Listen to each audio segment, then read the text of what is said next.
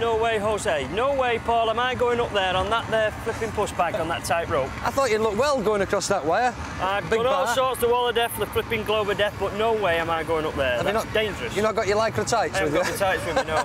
I've got a pair of socks to put in them.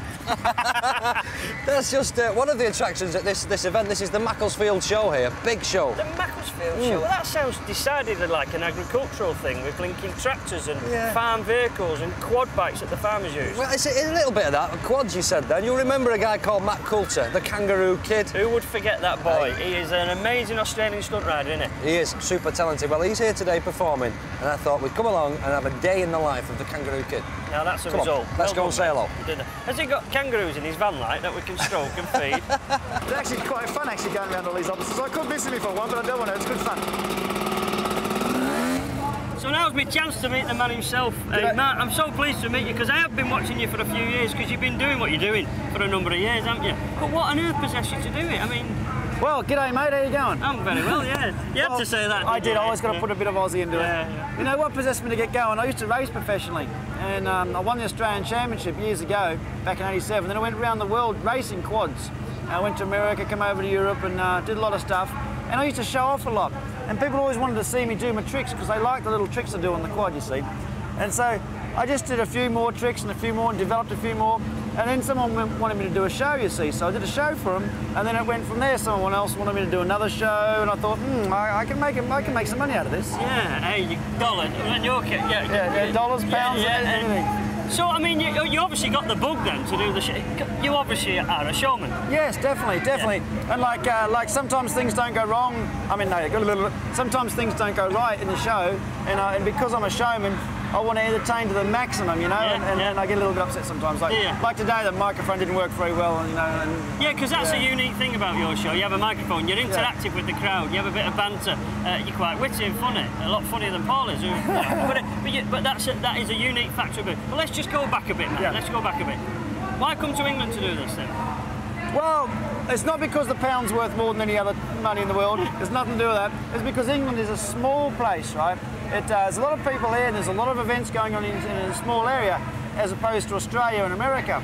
And so you can literally do one show, one end of the country one day and the other end of the country the next day. Well, that's what you've been doing, isn't it? I mean, exactly. You were where were you? In Northampton yesterday and you came up here. Yep. And where are you going tomorrow? Well, I'm going to the boat to Portsmouth tomorrow to catch a boat to Guernsey. But last week I was in Aberdeen on the Saturday and Margate on the Sunday. Right? A couple of days before that I was in Orkney Islands. A couple of days before that I was in Ireland. Your map must go up and down like that. Oh, you know, mate. It's easy to go around in a big circle. Oh, I know. But you've got to take the work when it comes in, you know. Wherever it is, wherever it is, you just keep going. I suppose that all that lengthy journey is only the same as back home. When you want to go out and get a video and it's in it, you've still got to travel 300 miles anyway. Exactly. You go to the pub, it takes you 3 days to get there. So do you miss home then? I do miss home. Well, that's a nice sunny day today, lovely day today. Yeah. But most days over here don't tend to be this nice, do they? No, not really. Rain, no, it's very true. Yeah, unfortunately, but England's a lovely place. But I do miss home.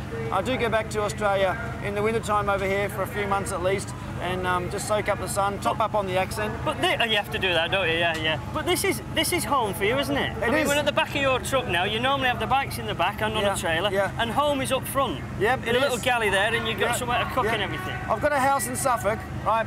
But I'm going to sell that now because I'm spending so much time on the road. There's no point in having a house. And I've actually got a bigger motorhome now. I've swapped homes with Gary Rothwell. The famous stunt rider, yeah. He's going to have my truck and I'm going to have his, plus cash adjustment, either way. Yeah.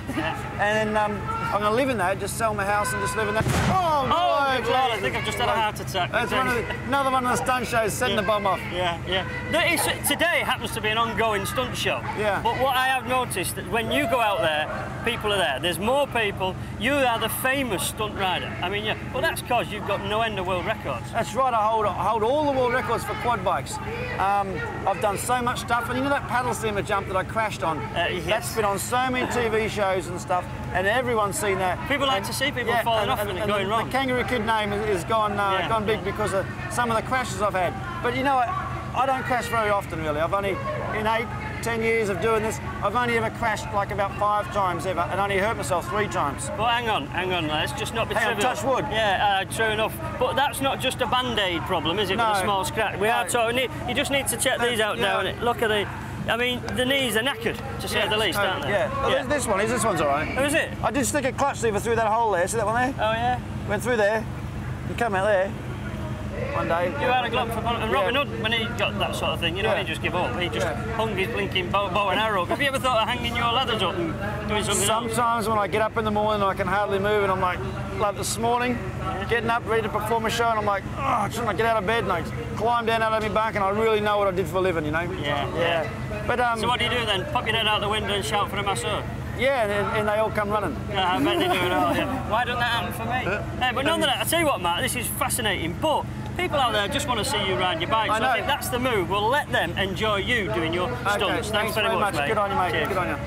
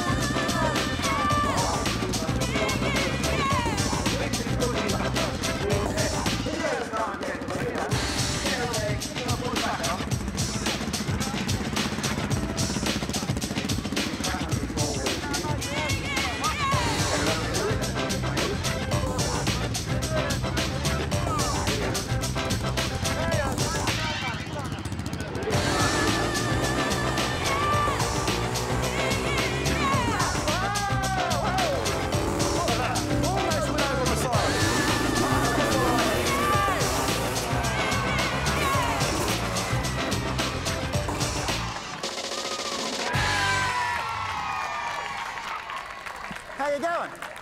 Woo! No trouble at all.